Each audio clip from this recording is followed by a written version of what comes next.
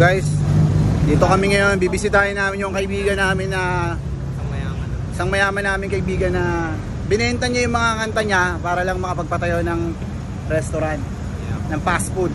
Si Justin Bieber, ayan guys. Oh. Ngayon milyonaryo na guys. Sa kanya yan guys, ngayon titignan natin, bibisitahin natin siya.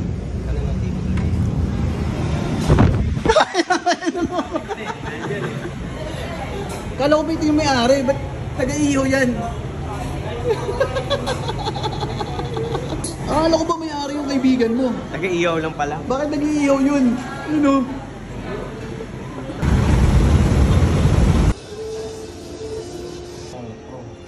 Charot Buns. Pangalan ko to.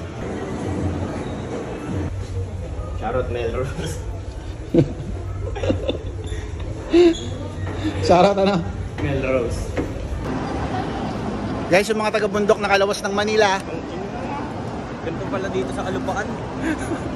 Ganito pala dito sa Kapatagan, guys. Ano, kamusta ka naman sa Manila? Okay, yung si Dede na iwan sa bundok eh. Nakakahilo sa Manila, no? Sim? Ah. Gogi, naiwan ata ako ni Kuya Koy dito.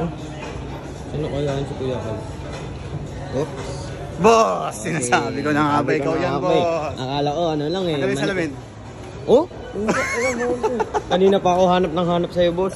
Ikaw din, boss. Kinakabahan ako, boss. Oh. Bakit ka kinakabahan, boss? Akala ko naiwan na ako, nakatayo lang pala si boss. Eh! Gago, nakakalito. May klipa buhok mo dyan, ha? Oo, nasa Harley tayo. Kailangan bumili ng board. Kailangan mo ng board. Harley, oh. Eh, okay nang inagago pang pro. Skate 101 yan, gagi. Skate 101. 101, yeah. Taba ng pamilya kayo. Uy! Dito pala si Dede.